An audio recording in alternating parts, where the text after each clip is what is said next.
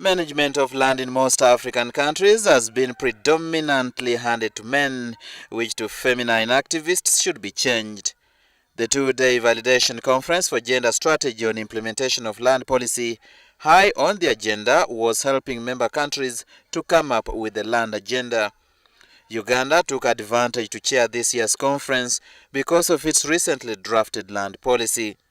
The member countries from East Africa, Central Africa, and Eastern Horn of Africa now want women to be on the forefront on matters relating to management of land in Africa, since 80% are directly involved in utilization of land.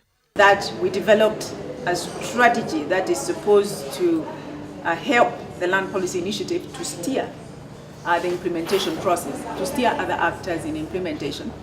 And that particular strategy has 8 resource areas. One thing we did not do well is to make sure that gender is mainstreamed. With the support of African Union and United Nations Economic Commission for Africa, the participants say since women constitute 75% of economic development, the member countries need to commit themselves on land management, especially the Africa Declaration on Land Management of 2009, which has to be enforced. And in adopting the declaration, the member states called on the different departments that manage land to use the framework and guidelines which we developed through a consultative process in developing their land policies, obviously. So when I say the land policy initiative in the first phase was helping countries to come up with a land agenda and an instrument to support policy implementation.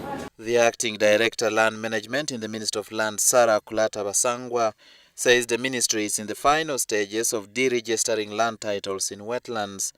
She says they've made consultation to have this done, cautioning all encroachers to be mindful of the law. You may think it's different, but it's not, in the sense that you have a 70% plus a land which is managed under customary systems, just like many other countries. And within those customary systems, you have heterogeneity. It's not homogeneous as a custom. So you have different tribes or different areas that actually have nuances which are quite different from each other.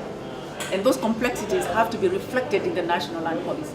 The member countries are expected to come up with a land agenda to ensure that all land users have equitable access to land and security.